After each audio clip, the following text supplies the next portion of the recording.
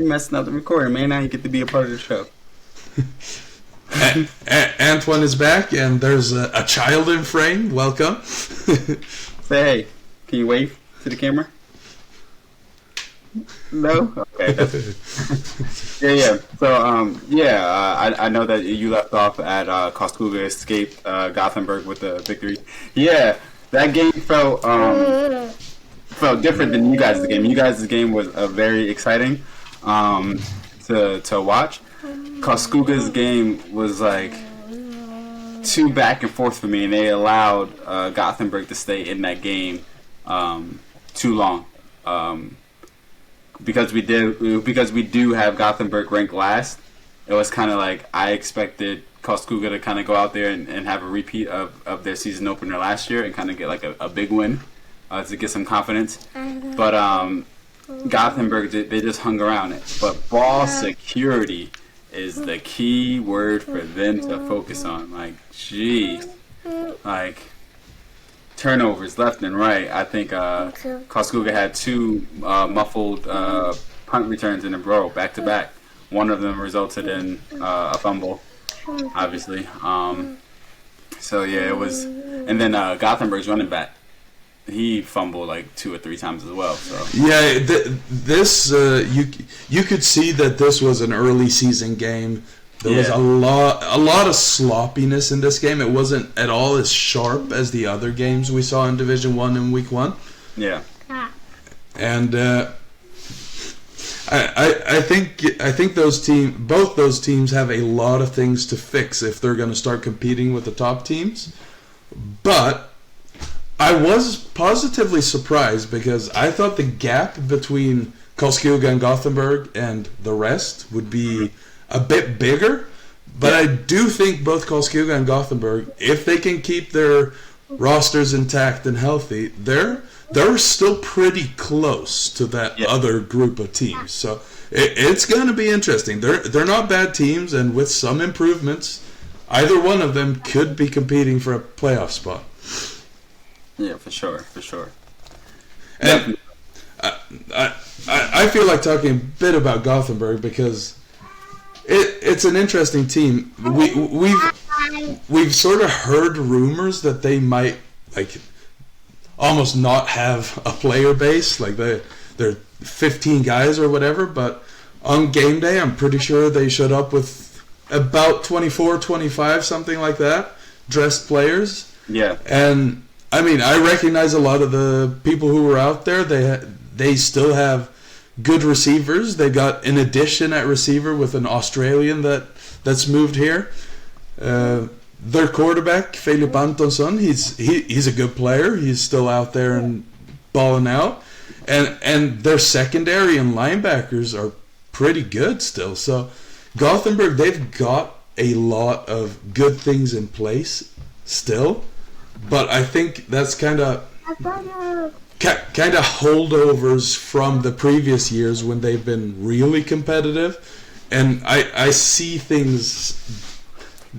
them stepping back quite a bit now because their offensive line is almost completely new. I think they have one returning starter, and they struggled up front. And it's kind of the same thing goes for their defensive line. They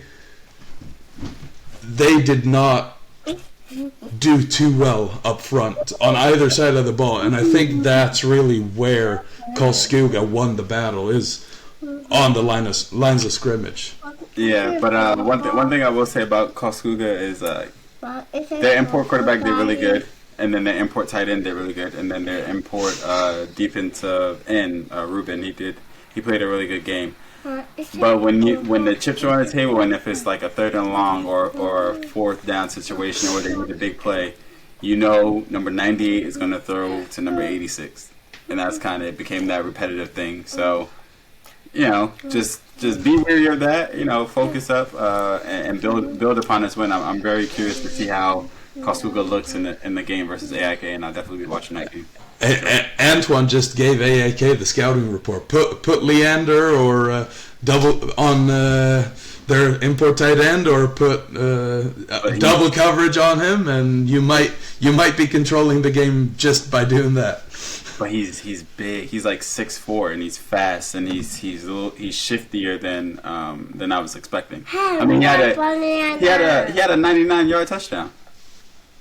Oh yeah, they were backed up, and he made a huge play. A 99-yard touchdown. Boy, caught it, and I'm telling you, DBs, they just bounced right off him because he's so big. Like, the DB just bounced off him, and he was just gone. So Karlskoga is a very interesting team. I think they're built very differently compared to most other teams. They came out and ran I formation, 2 tight end sets like that.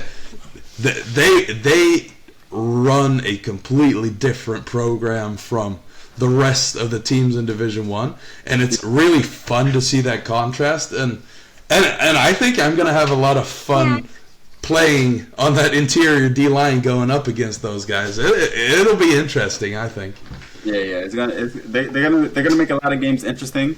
I think it was a little case of the nerves, them traveling to Gothenburg, and then a little bit of I think they kind of expected to win, which they did. But just I think if they had less turnovers and the game was a little bit more cleaner, I think they would have won by more. So they definitely have the potential to, like you said, to be one of those teams that are kind of play up. They can play up to the level of competition that they're facing. So that's good. But it's in the games like this one against Gothenburg where they kind of played down a little bit to the competition. Yeah, I think you're right a bit on that one, but I don't think we should sell Gothenburg short still because they got some dudes out there. Like they have a few guys who were in that U19 championship team last year who are pretty good out there. Liv Purlsson and Oskar Gramming, shout out to those guys on defense. Yeah. And as I said, they've got a lot of leftover players from the previous years when Sebastian was running the team with Adam Mattsson at receiver, Tobias Asp in the secondary, and of course their quarterback Filip. They have a lot of dudes, and you can't underestimate them because they've got playmakers and they can do stuff. You agree? Okay. You agree? Yeah. Yeah. All right. Now let's go ahead and dive into the hot topic of the day, which is our power rankings. Should we get the easy one over with first? Oh yeah. We'll start because the Super Series teams, some of the players look at it, some don't, but they're just like whatever. But yeah, so we pretty much have Stockholm at the top, remaining at the top. Tyresö now moves into second place.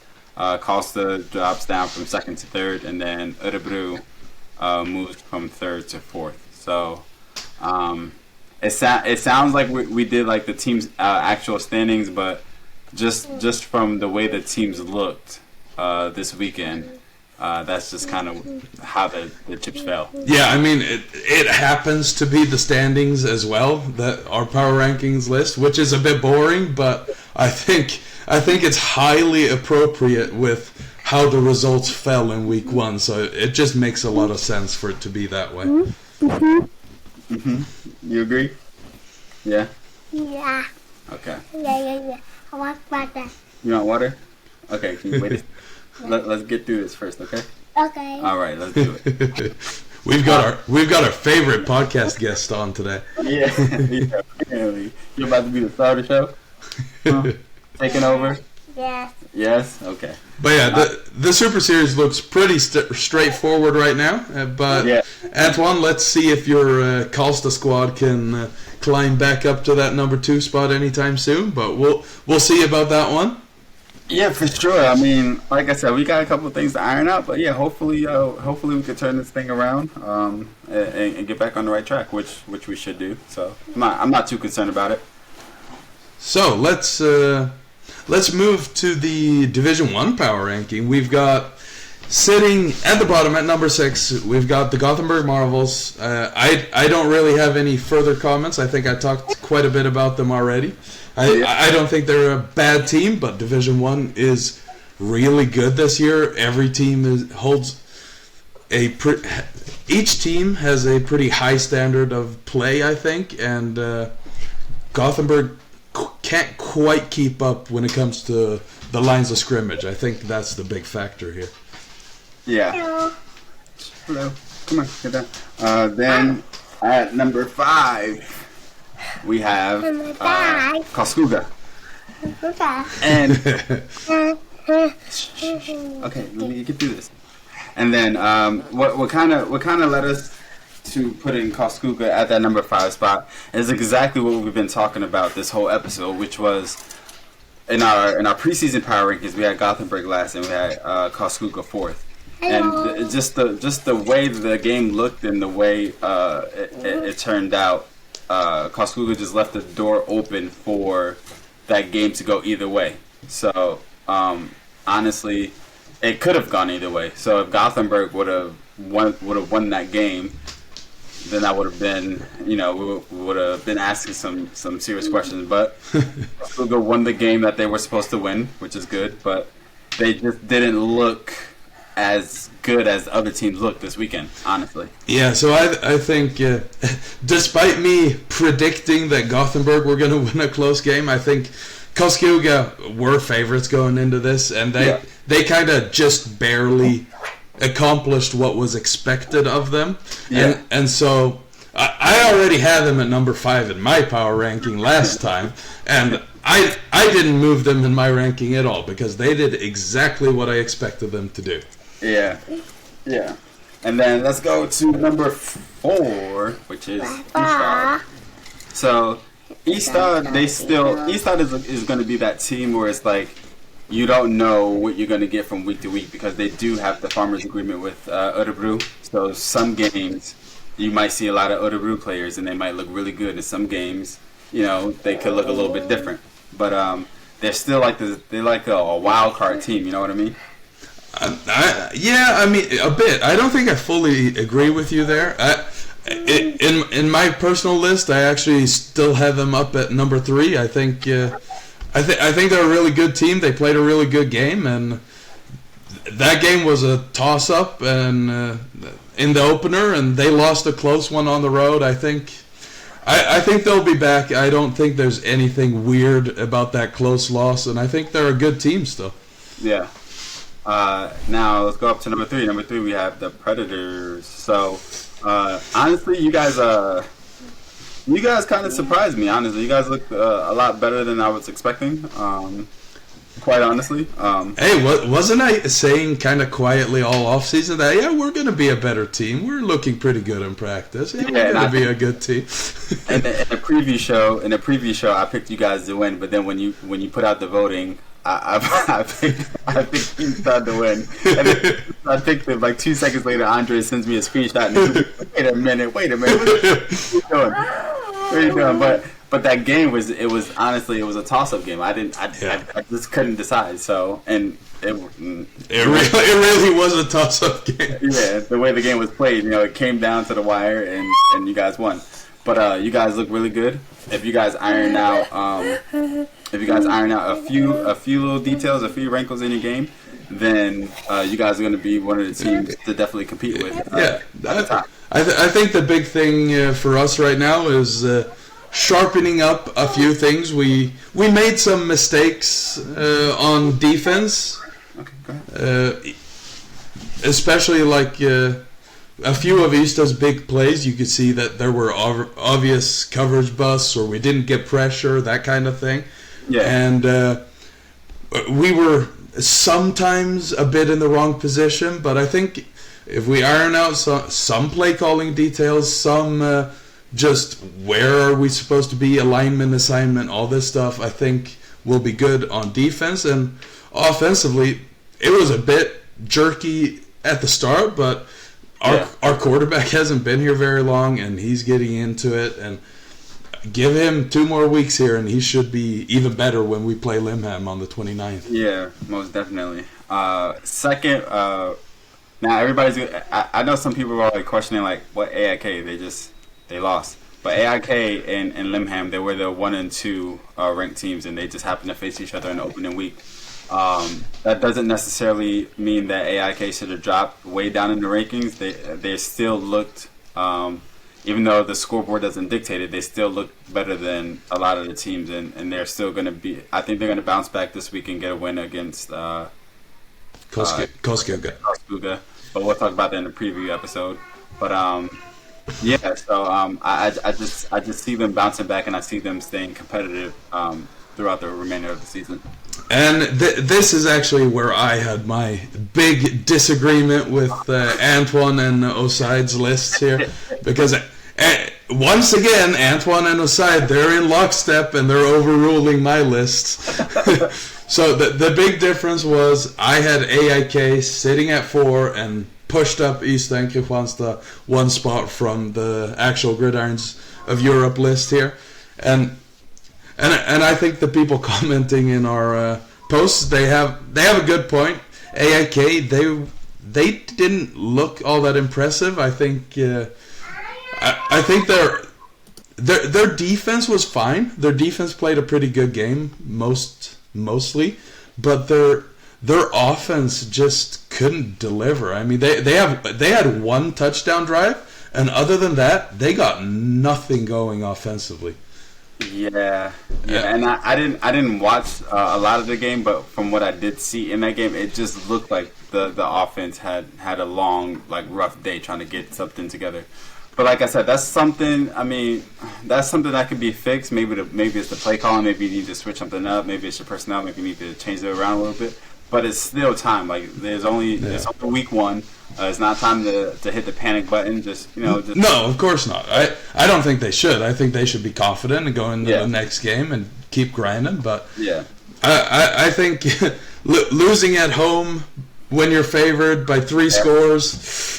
I feel like they should have been 2 spots lower in the ranking. I'd still put them ahead of Karlskoga and Gothenburg, but I mean, I just from the game that I saw from the Ystad and the Kristanstad game, I just something in me. I just still feel like AIK is slightly better than both those teams. Slightly, not a lot. And then I just think a lot of games in Division. I think Division 1 is going to be very competitive this year. Let me just. Oh yeah, I agree. I agree. A lot of these games are going to be kind of like toss-up games. So when you guys are listening to the preview episode, you're going to hear me be a little bit undecided because honestly, this year in Division 1, it can kind of go either way. But Limham just looks very good at the moment. But like I said, it's only week 1, and we'll see how they bounce back in their second game. But yeah, a lot of these games are going to be toss-up games. So. And finally, speaking of Limham, they're at the top of the list. Mighty impressive road victory in week 1. It'll be interesting to see what they can do when they come to Kristanstad to face us. Of course, I say it always. I believe in my team. Yep. But right now, Limham is the team to beat in Division 1. Yeah. So hopefully they just keep on improving, which I'm sure they will. But yeah, man, Division 1 is looking really good this year. I'm actually, it's actually fun. It's fun to watch and it's fun. Do you know what I heard after our game on Friday? What'd you hear?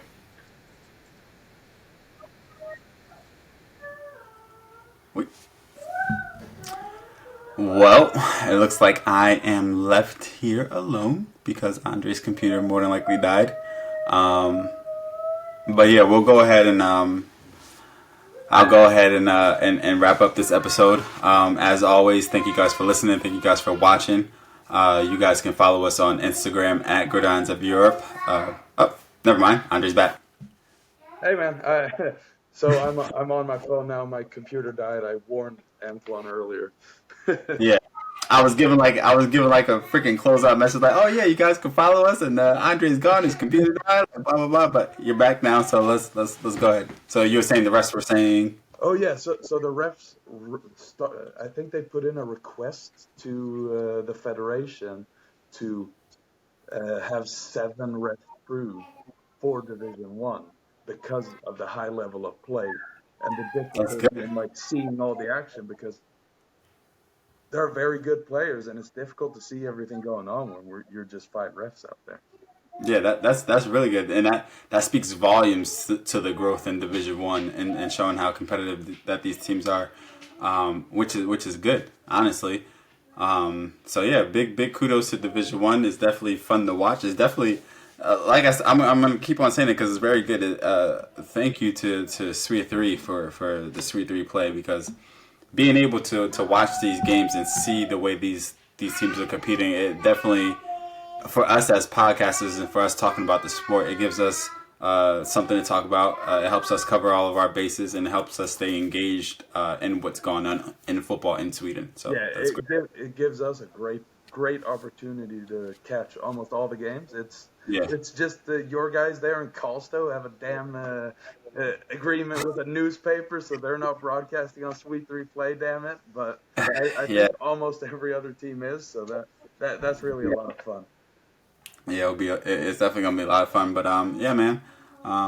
See Yeah, you all in the preview episode. yeah. Thanks for tuning in. Thanks you guys for helping us hit over 500 followers this past week. Last week I think it was, we hit over 500, and now we're just continuing to grow and push. Us making this content for you guys, obviously, is doing a big part for football in Sweden. A lot of people are being more engaged in the comment sections. Continue to do that. I mean, if you guys don't like something, or if you guys have any helpful hints, tips, whatever, just send it our way. We have 3 people now, so we're checking the DMs. We're trying to respond as much as we can. Yeah, man.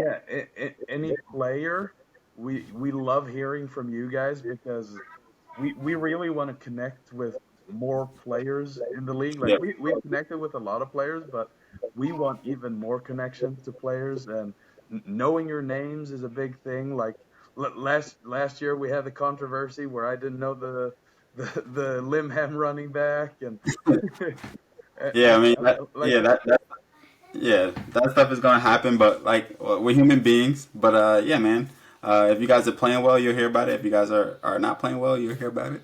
Sorry, but yeah, it's just 3 people's opinion of the game, and you guys are appearing to like our opinions of the game, so that's good. So yeah, man, we'll keep on pushing forward, keep it moving. thank you all for listening, and make sure you go follow all of our social medias, including our new YouTube channel. Not so new anymore, but we're Gridirons of Europe there. And you can find this podcast wherever you find your podcasts. Yeah, Bye-bye. later.